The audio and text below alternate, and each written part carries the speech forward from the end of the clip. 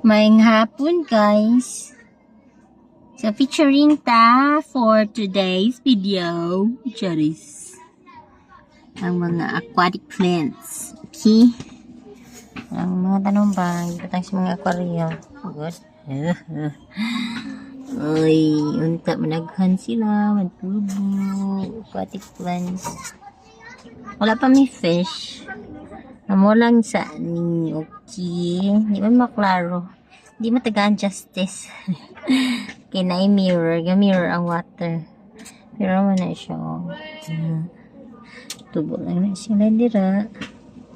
Magulat lang ni og mga propagation processes.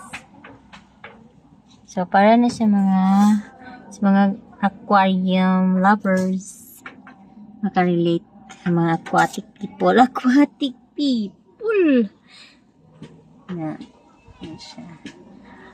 So kung naamoy plano nga mag-aquarium, managhan ni siya, mag-post lang ko para baligya.